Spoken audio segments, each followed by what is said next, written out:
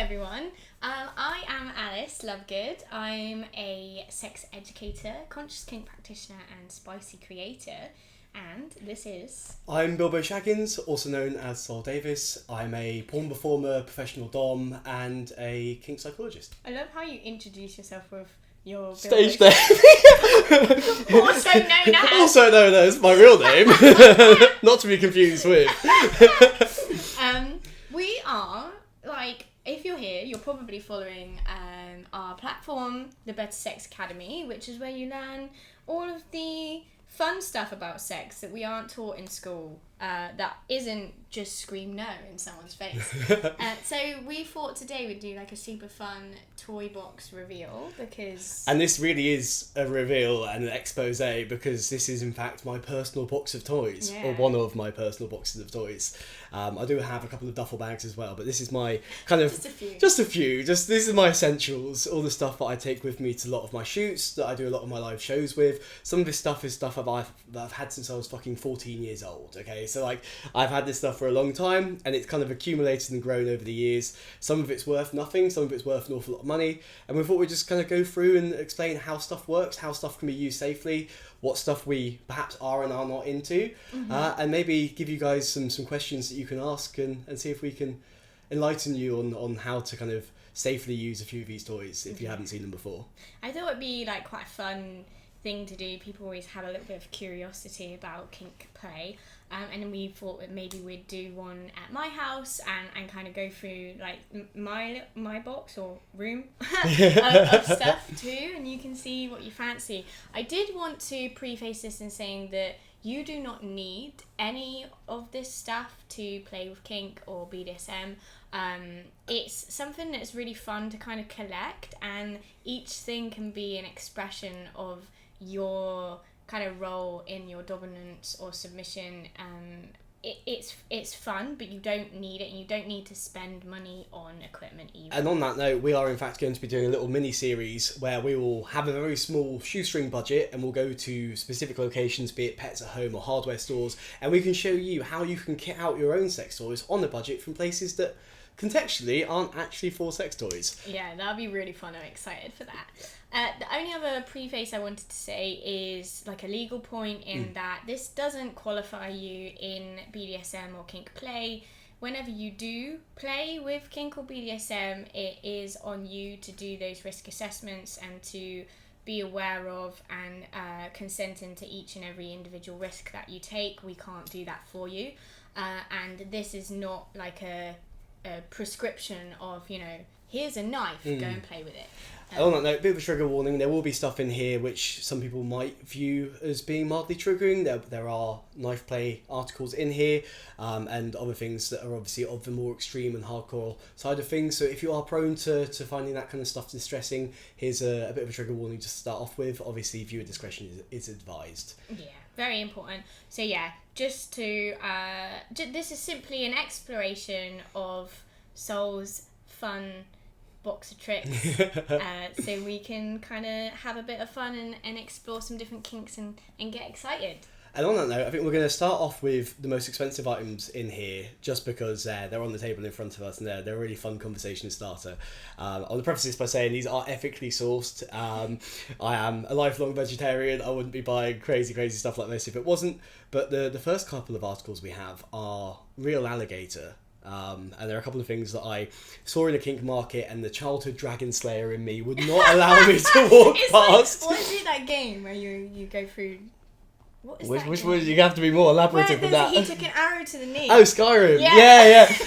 To be fair, you say that. I literally saw this from across this kink market, and Where was the kink market? So it's the BBB, the Birmingham Bazaar. Ooh, yeah. So you once. take me. I will. I believe it's every month or once every quarter. It's this 4-story drag bar in Birmingham, and they do this artisan kink market where they have a big play session at the end as well. But during the day, it's just this market where you've got all of these handmade beautiful things.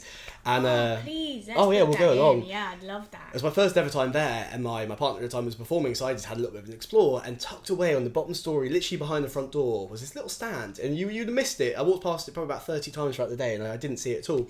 And across the room, I see what looks like a dragon tail, and I'm like, what the fuck is that? And so I go over, and this guy had ethically sourced alligator out, and I think said it was Thailand. It was roadkill, and he'd basically turned it into a variety of sex toys. And It's so cool. yeah, this is an entire alligator tail, and what makes this even more special is the wood in the handle comes from the SS Endurance, which is Shackleton's boat. It's a really famous ship. He bought a bunch of the wood from auction to turn into sex toys, and the cut-offs, the kind of scrap wood from making those other toys, he turned into the wood in the handle. It's also got real silver inside there as well. Too. It's amazing. This is the thing as well. Like some of these things, they're pieces of art. Yeah, they're ornamental. Yeah, and like especially when you then have them and you use them, they then carry their own stories for you, and they mean so much more than a paddle or exactly. Also like the idea that this alligator is causing distress to humans even after its death. So its legacy shall continue. So like this side is actually quite soft. Yeah, it's almost velvety on one side. Oh, I never noticed this before. Yeah, little silver. It's all real silver. Got a star here. Yeah, there's another one on the back as well. Wow. Yeah, so it's all very. It's just a piece. Was it really expensive? Between the full set, so the full set was I believe 5 articles, and that was I think $5,500. I only bought 2, and that came to about $3,000. He knocked a bit of money off for me. But I only wanted the 2 pieces from it, which was this beautiful whip, and then the other piece that I got from the same person was this. This is gnarly. Paddle. Yeah, this is a very brutal paddle. Again, it's alligator skin on the back. I can't remember what animal the horn was from, some kind of goat or deer, I believe. And very nasty studs on the inside. Yeah, very, very nice. Like, I am an impact hoe, but I would not do this. I've got to be very tentative with who I choose to use these kinds of toys with, but all of these studs unscrew, and all of this backplate unscrews, so you can obviously clean it properly. It's very important to stay sanitary. In fact, half the stuff that's in here is fucking alcohol swabs, because clean everything down after. It's, you've got risk of transmission of exactly, especially when things like blood are involved. So so you've got to be very careful of that kind of stuff and always stay on it with cleaning. But I thought I'd get those kind of ornamental pieces out the way first. I think it's quite cool because it looks like a little animal. It's got its tail. Have you played with these with people? So not officially. I've kind of tested them out with people very lightly, just kind of just seeing what it feels like with very soft impacts. But I'm yet to use them properly in a sexual setting. They're the kind of toys that I need to really have established that kind of dynamic with somebody first to make sure that person is ready for them, because they're certainly on the harder core end of the spectrum. Sure, it's almost ornamental. Exactly. I think as well when it's something that's so special and like so expensive, like. You don't want to play with someone with it and then like you not be with them anymore. You're like, it's tainted now. Exactly, they're really special pieces. Special, yeah. So are those your favourites? I'd say so, yeah. Favourite from the perspective of how unique they are, and one of the main reasons why I bought them was I was like, there's no way I'm ever going to find something like this again. It's such a unique piece. And I like the story behind it as well, the fact that the guy had found this roadkill alligator and had basically gone, well, I can let it be dead, or I can just use it and recycle it into something new. One of the beautiful things I find with like with kinkwear that people make, and you'll see that when I show you some of my favourite toys, is especially when they've been made for me by someone and it's like handcrafted, you can always feel the joy that they felt in creating this, because they're sharing an experience, a talent. It's almost like, look at this, I made this for you because I know that you'll love this same thing that I love. And it's really special. Like we have a paddle that has like little love heart holes, and when you have holes in paddles, it means that it goes faster because the air goes through and it's stingy and it leaves like little hearts. But it's also got this hole at the top so you can like flick it round and then catch it and then he's engraved it with our names. Nice. And it's been like covered in like beeswax, and it's like you can insert, and you can feel that he's like thought about the scenes that we can create and what we enjoy, and how he can like carve that into this kind of act of makes love. It personal. It's makes it so much more personal. Yeah, I love that. Right, let's have a look in this fun box. Okay, so I've got a lot of stuff in here. We probably won't cover everything, so there's a lot of repeats of stuff in here as well, but we'll go through the bulk of it. So the first item, this is a brand new toy. I've never actually used this. This is, shameless plug, Bound in Bliss, a company that I worked for literally over the weekend, produces a lot of kind of bespoke BDSM furniture and stuff, and this was a little gift from the guy that owns the company. So I'm yet to use this piece. It's just a little handmade wooden paddle. I really like that. I like that. That feels like something that you could take to an event really well. Like just have it like in your... Yeah. And because it's not got any holes, this is something that's like really thuddy.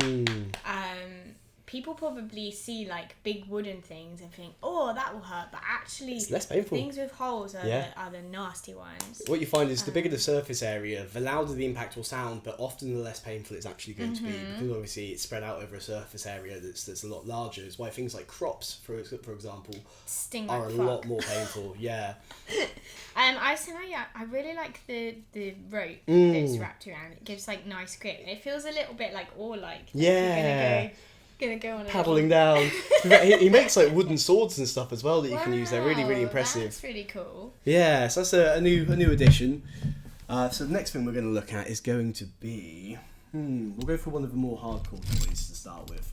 You love showing off your scary ones. I know. So the camera won't do justice to this, but it's almost like a meat tenderizer. The end of it is covered in very small little studs. Yeah. That leaves it breaks the skin very quickly and very easily. It's like waffly, isn't it? Well, it does. It leaves like a waffle mark on you afterwards. It's definitely something that you've got to be careful with, though, because it does break the skin almost instantly. So it's definitely. It's wild to think, like. It doesn't seem like it should, does it? No. And even like light impacts will cause blood. It will instantly break the skin, which is it's crazy. But it's one of the toys that I quite like just for the kind of the shock value of it. If you've managed to establish some kind of connection where that's okay with the person that you're playing with, it's quite a fun one because you don't expect it to have the effect that it does. And the marks it leaves are really beautiful. Yeah, you end up looking like a human pincushion, which is we have quite a fun thing as well in that, like, we essentially have like the fear factor ones. So like I'm obviously bratty and I've talked a lot about being a brat, but then there's certain tools that we have that we don't actually ever use, but if I'm being a shitbag, he will take it out and I'll go, oh shit. yeah. So it's like sometimes just like people are like, oh, why would you ever want to get a tool that would do so much damage? And sometimes it is literally like the mutually assured destruction almost. And then it provides that like level of a dominance that you will then behave and be good. I love that. So then we have, what have we got next on the list? We'll go for a nice go for a nice flogger next. Floggers are my favourite. Yeah, so this is a lot of tails in here. Yeah, so I've got multiple collections. So I've got a black collection, a red collection, and this is from when I tentatively tried to... It actually matches your leggings perfectly. I tried going for a purple collection, which started and ended with this toy because it turns out purple toys are quite hard to find. So I ended up just having the one. It's really... I love floggers because they're... Oh, I can't turn it on to silent. It keeps vibrating. I love floggers because they're so much more than impact, and you can use them in so many different ways because you can tickle, like you can build suspense with like the tails, you can like do it quite gently and it's like whoosh, it's a sensory element of it. You can like twizzle them up and then hit and make it quite like fuddy. I just feel like they're so versatile. Absolutely. They're like, if I could only use one impact tool and they were like, right, you have to pick a type, it would be a flogger, I think I'm the same as you because there's, like you said, there's so much versatility to how you can use it. There's the sensory aspects where you can use it to tease. You can create tension by pulling it back, and that's obviously going to have a much larger impact. Like you said, there's so much versatility to it, and I think as a toy, they also come with the aesthetics of them. It's quite impactful, obviously, with the kind of historical relevance of like Cat and Nine Tails and stuff. There's a lot of impact from viewing them, whereas something like a crop or a paddle, you see it and it might be an intimidating thing to look at, but it doesn't have necessarily the same response. Yeah, I think as well, like personally, I know not everybody has this belief, but I'm quite a spiritual person and I believe that we carry echoes of our past lives and things that we've experienced. And I know that that's like unique to me, but I've personally witnessed people that have like these really intense responses to things like ropes and things like that. It's almost like their body is like echoing the memory of. So things with history does have that like depth in how people react to it. also quite like that there's a lot, and I've got a few more in here that are the same. There's a lot of kink toys that have been adapted initially from torture devices or from things that were historically very negative and very harmful and traumatic, and we've adapted them and taken ownership of them within the kink community to turn something that was previously obviously something horrific into something that can be beautiful and can be therapeutic. And I really like that when it comes down to kink toys, the kind of the evolution of adapting something from something harmful to something pleasurable. I think that's really beautiful. That aligns with kink in general. Exactly. So much of kink is about that kind of the reformation. of an experience that your body would have remembered and held on to as something traumatic can be like recreated and re-established as something positive, and then therefore give you power over that experience. I think that's a really beautiful way of looking at it as well. So the next one is also one that I'm yet to use properly, which is a sponsorship deal I had from Honor Clothing, which is this beautiful kink paddle hammer, which looks really firm, but they've softened up the ends really nicely. They've got foam on the exteriors, so it's actually really, really soft. So the impact of it isn't too bad at all. I feel like this could be quite nice for someone who had like chronic pain in certain areas, like almost like massage, like if you did it in here, or it could like provide that like release. 100%.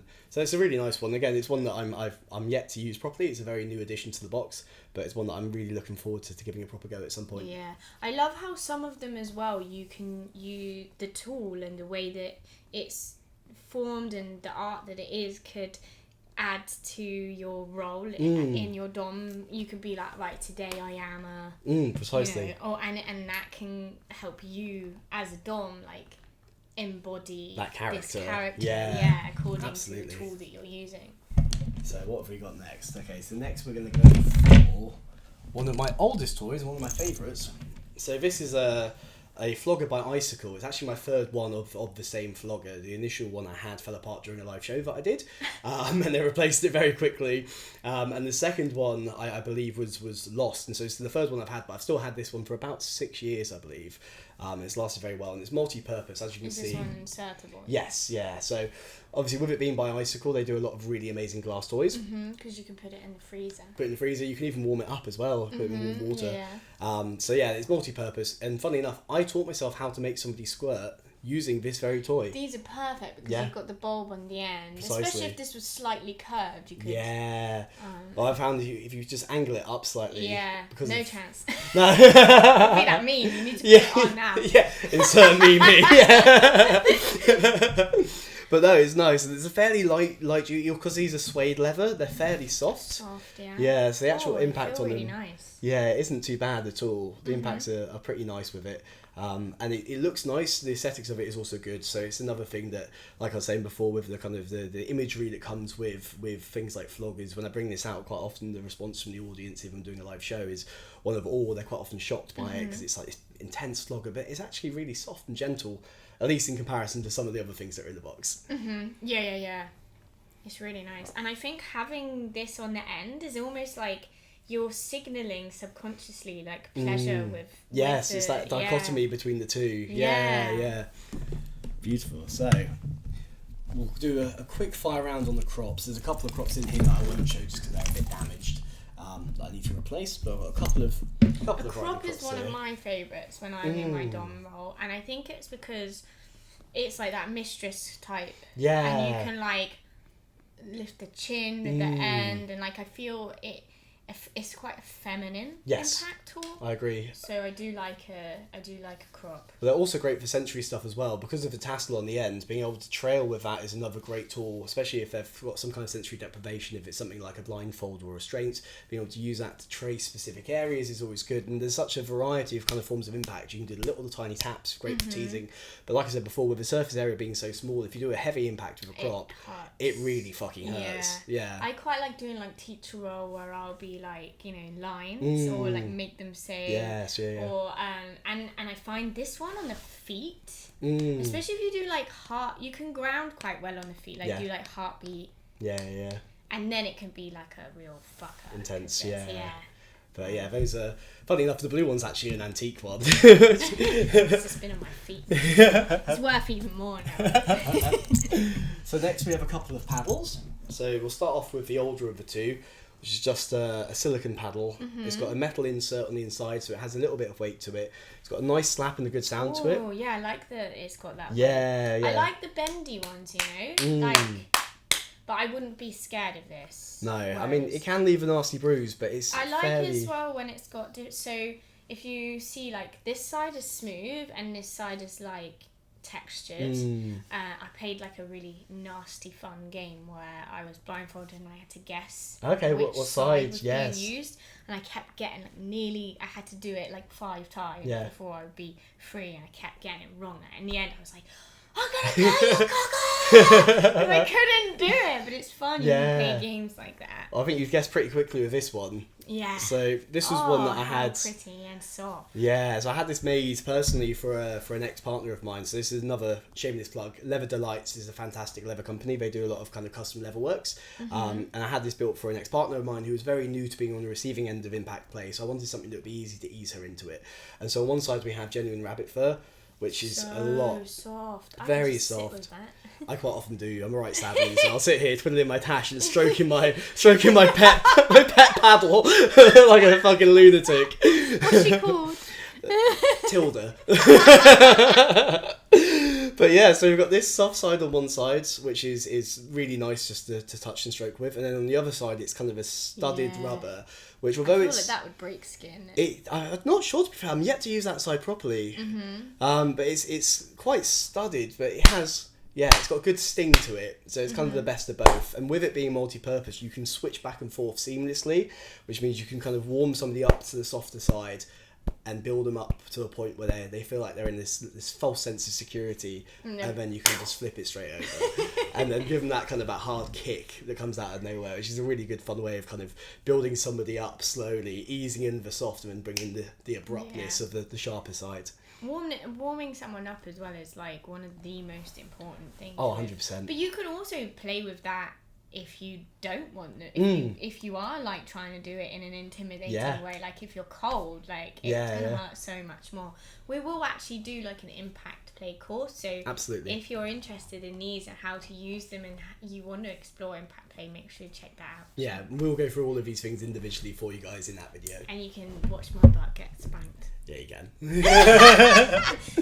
So next we have a wand. The famous ones. So this one is my god. Yeah, this one in particular is by Le Wand, which is a French company, if you hadn't gathered by the Le Wand. Le Wand. So it's, I believe it's 9,000 RPS, which is fucking insane. Yeah, so basically that means that you will come if we put this on. Yeah, but if you hold it over too long, you will lose sensitivity in your clip. Yeah, well, I feel like I'm just used to that now. Yeah. Because I use the Doxy so much that my clit is just... Maybe my clit is like now in my pelvis. It's just been inverted. Yeah. Like 3rd degree clip burns from the vibrations. The beauty of these is they're not just clitoral toys. No. Like I use it on my husband a lot. Like you can use it on the frenulum, you can use it on gooch. You can use it as a massage toy. You can even get G-spot stimulators that go on top of them. Yeah, slide over the top. Yeah, you can sing with... No. I mean... These are... If you were going to buy, like, any vibrator, buy a wand. Yes. Yeah. And, essentially. But just use it with caution and definitely keep it on the lowest setting for as long as it's effective, because once you start using those higher settings... I had an ex-partner who I'd got a Doxy for, and she became so reliant on it, but she went from being incredibly sensitive to actually really struggling to climax from clitoral stimulation alone. Yeah, it's like I am at the point now where I struggle to come without my Doxy. Yeah, But I don't mind because I just have it with me. Yeah. And I can come from like oral or something, but no other toy really does it for me anymore. No. And it's not using them that does the damage, it's using them every single time, so then your body adapts. Building a dependency to it. It's the same as like, you know, when you wank a dick the same way every single time, the same, because then that's how you come. Your body learns that. So as long as you're mixing it up. Yeah, it's really important to make sure you have that variety. So next we've got a nice little spreader bar. This is fun. It's fully extendable, so it can be a lot longer than this. You have full control over this. I also quite often will attach cuffs through these holes here. Oh, so you like have it up. Yeah. So you can have the ankles cuffed to the spreader bar, and then you can cuff the wrists to the ankles almost, so they end up stuck in this kind of Spider-Man position. Yeah, that's hot. Which is great fun. And you can also attach stuff. I've attached the wand to this in the past as well, where I had somebody who was incredibly flexible, and I tucked it beneath them, and then had the wand tied to the middle, so it's pressed between their legs. Yeah, that's super hot. Yeah, so that's a good fun one. It's definitely a staple of most kits. It's super sturdy as well. I remember messing about at a party that I'd thrown at my house when we had all of the toys out, and somebody was bratting whilst being attached to this, and so I just picked them up by the spreader bar and just completely picked them up, could curl them. They're quite a tall woman, they're like 6 foot tall as well, and I'm not the tallest of lads. But I picked them up and started curling them. That's so funny. It was the ultimate flex. I was like, you can't brat, you're a fucking barbell. Like, where's your authority now? Like, I'm curling That's you. amazing. So yeah, it's a really good fun bit of kit. And things like spreader bars, they're not necessary. You can build them, you can use other things for them, but they're something that if you've got the money set aside, and they're not really too expensive either. No. Yeah, so. But you can also build them fairly easily if you've got a bit of wood. Wood works almost as well as metal, but you have some wood, you can easily drill in some screws on the ends and make one fairly simply. I just like the sturdiness of this because I do throw people around like a ragdoll. Yeah. And it's I like my kit to survive because a lot of it hasn't. I'd say one of the core pieces of kit that you should invest in if you can is cuffs and absolutely. Because it just makes play so much quicker and easier. Rope is fine and you can use rope, but if you have your cuffs and your ankle on, you can clip to each other, and all you need is a couple of those carabiners. And you can hook to it. It's so easy and quick, and when you're new to BDSM, I think it can be a little bit off-putting that time and effort and intensity. Having to learn how to do stuff. So if you can have something that just makes it quite nice and quick and fun, so that you can explore without the need to invest so much time. And also it's nice to have something that's yours and your symbol of exactly. If I put my cuffs and stuff on, then Matt's okay, you want to play like that. Yeah. Well, the next one's going to bring up a little bit of trauma. I know you're going to enjoy this one. Oh god. So here we have a spider gag, and it's not the spider gag from the story I'm going to tell you, but it is a spider gag. Have you ever used it again, or do you have fuck no! I've literally bought this to then reuse, and I'm terrified. And I've put it on people, and I've had people wear it, but I've never used it for its intended purpose, simply because of the trauma. Should I tell the story? I think you should tell the story. I'm going to tell the story. So, the way that a spider gag works, first and foremost, is it goes in your mouth like so, and it keeps your mouth open. It locks your mouth open so you can face lock the person, or you can use toys on their mouth. It basically keeps them in a receptive position. When I was about 17, I went on a date, and I had a spider gag that was ever so slightly smaller than this one, and I hadn't used it before. You made sure you got the right size. I still don't know if I could. Go in my mouth. Did you give it a go? No, see, I need to get a gag that's specifically made for my mouth, because my mouth is so small. I can't. No, you can't fit it in. But yeah, so I can fit dick in my mouth though. Well, I mean, a little bit more malleable than steel. But yeah, when I was 17, I hooked up with a girl, and we put a spider gag in her hair, and she had dreads. And unfortunately, the latch on the spider gag, the clasp, got completely tangled in her dreads to the point where we could not remove it. And unfortunately, the spider gag was slightly too small for me, which meant it acted like a cock ring, and I couldn't remove myself from the gag. So I was stuck in the gag in her mouth, and she was stuck in the gag with me in her mouth. Oh my god. And so we panicked, because we're like, we don't want to have to cut all of her dreads out. But very quickly I realised that I can't get soft, because the spider gag was stopping the blood from returning to my body, and kept me rock solid. So after panicking for a good 20 minutes, we realised we have to go to fucking hospital. We're stuck in this position. And it was about a 15-minute walk in the middle of the day. And so we covered her with a bedsheet, and we waddled like a pantomime horse all the way to A&E. I can't believe. Imagine if you were just driving. Yeah. Well, we walked past people. What the fuck is Yeah, it was the middle of the day. We walked past loads of people. It's like a busy town. Nobody be like, what is going on? People stared, but that was about all the sympathy we got. Oh no. And so we walked to hospital and we turn up at A&E and like we get to the reception and I was like, I need to be seen like now. And the person at reception was like, oh, there's a waiting room. And I had to ask, like, are there children in the waiting room? She was like, well, yeah. So I lift the sheet up and I'm like, I need to be seen like now. Well, also like her airway. Oh yeah, well like, she ended up with lockjaw as well. Oh, so God. we get seen straight away, and the nurses basically say we have one of several options. Option number one, they can insert a needle and they can drain me, which obviously is as an adult that's terrifying. As a 17-year-old, I was like fuck no, absolutely fucking not. Option two was they could try cutting through the steel, but again that's going to be a large saw apparatus near my cock. That was also a no. And option three was they can use an industrial amount of Vaseline to try to remove it, but the risk with that is the longer it's attached, the more risk there is that there's going to be permanent damage. And so they were like, we're reluctant to go for option three because although it's the safest for you, if it doesn't work, it's even worse. And unfortunately they had to shave all of her dreads to get out of her hair. So she ended up having to have all of her hair cut anyway because it was so well tangled in there. So it ends up getting removed from her hair, and we managed to remove it from her mouth, and she had to go be seen by another nurse because she had severe lockjaw.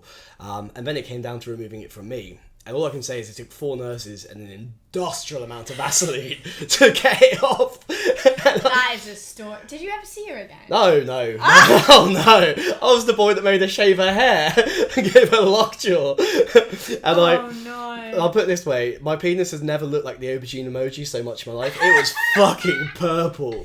Oh, that is it.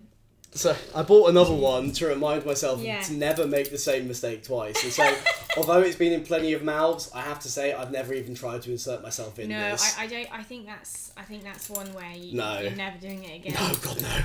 So very quickly, speed running through the last few items in here. We have another paddle that leaves Celtic knots marked on you. This is so cool. Oh, I didn't realise it was like a glass one. Yeah, it's made of resin. Oh, yeah. Okay.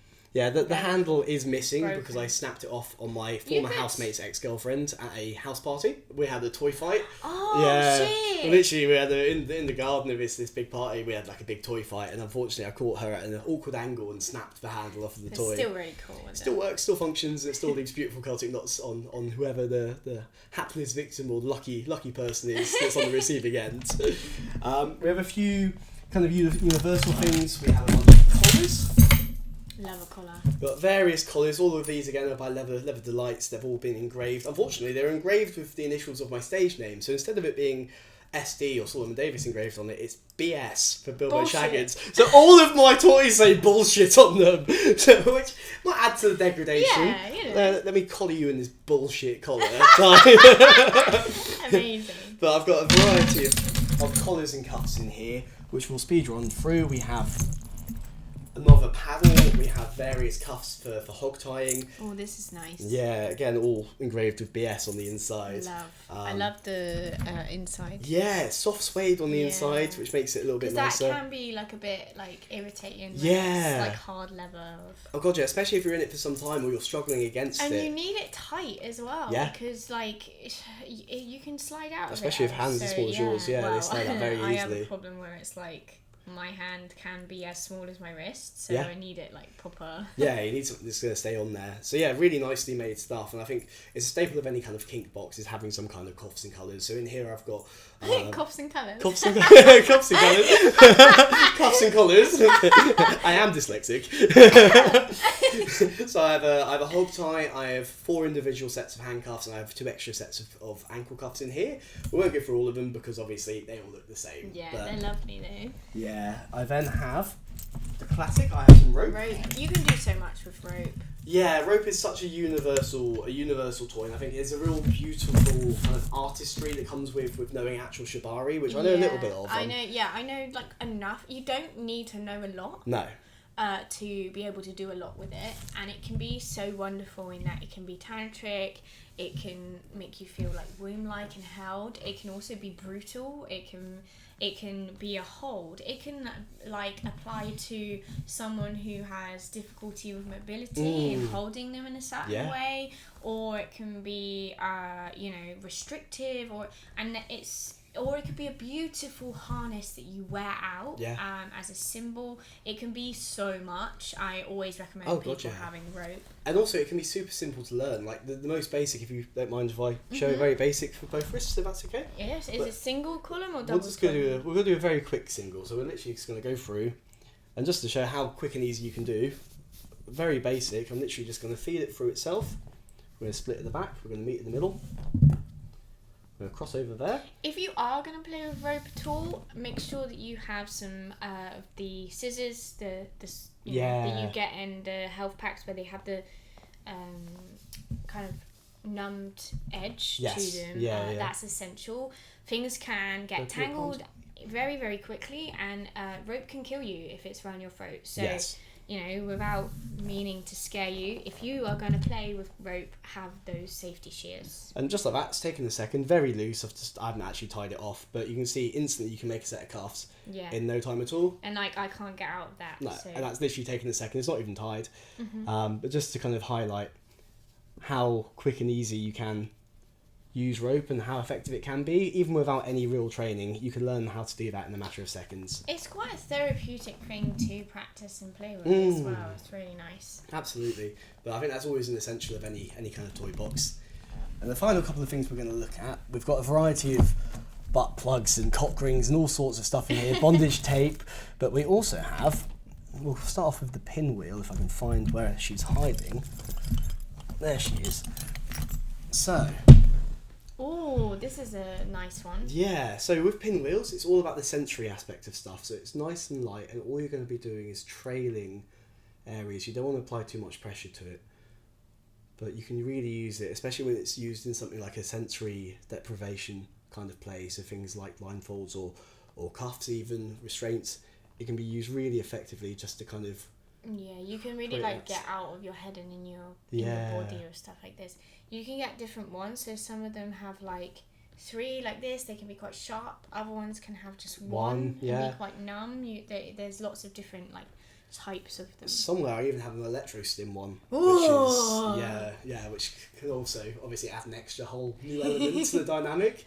But I've always said that pinwheels, for people that want to explore knife play, a pinwheel is kind of a prerequisite to knife play, because a lot of the same elements you'll be using knife play for, when it comes down to at least a sensory kind of stimulation aspect of it, when you're using like edge play rather than necessarily using the point, a lot of that you can get used to with the sensation of a pinwheel. Yeah. So you can kind of build up, if somebody wants to explore sensory stuff with knife play, if they want to explore kind of using the edge just to tease areas, a really good way of building up to that would be to use something like a pinwheel, because you have a very similar sensation from it without the risk of having something like a blade. Cut, yeah. It really is about like bringing that attention to a very specific area on your body, which is the same with like the knife play. Yeah. It's very difficult to think about what you're going to have for lunch tomorrow when you are concentrating so intensely on like that one feeling. Precisely. So having said that, we now move on to, I have 2 bladed articles in here for knife play, and these are the 2 that I tend to use the most for live shows or for exploring knife play with people. This first one is a 12-inch Bowie knife, which is, funnily enough, the blunter of the 2, but it has the kind of scare factor to it. Yeah, this one got me very excited when you got it. I remember, yeah. So it's because of the size of it, it comes with a level of kind of intimidation. But again, it's mainly going to be used for just using the edge of it to tease sensory stuff. And you can obviously apply it in a more visceral sense if you have that dynamic established with somebody and you've obviously pre-discussed it. It can be used in a more of a C&C element if that's something that's been discussed and if you have the correct safety parameters in place. But for the most part, I say knife play usually boils down to just the sensory side and using it to trail areas the same way as you would with a pinwheel. Yeah, or just exaggerating that like sub-dom dynamic without any intention of, precisely, like don't move, because you've got that in place. Yeah, it is. And then the other one that I use is my butterfly knife, which is again the intimidation factor of being able to flick it around and stuff. I used to be really good with it, I'm not as good now. But that also adds to that kind of dynamic and that atmosphere, because obviously having somebody waving around a blade like so can be, it can add to that. Yeah, it adds to it, and it also is like, it provides that like your skill. Yes. And that can make it easier to submit to someone, because you're like, I feel safe, weirdly safer. Yes, precisely. Yeah. And although this is the smaller of the two, it is a lot sharper than the other one. So this is one that you've got to be a lot more careful with when playing with somebody, because obviously there is a higher... I've cut myself with this many times. I've never cut somebody else with it. I've cut myself with it by accident. So it's, I know the kind of the sharpness of this, and I've accidentally nicked myself on multiple occasions when I was teaching myself how to use it. So I'm very conscious of just how sharp this one actually is. And it's definitely one that I will use at discretion if I'm absolutely certain that the person I'm playing with is comfortable with it and it's the right thing to use with them. Mm-hmm.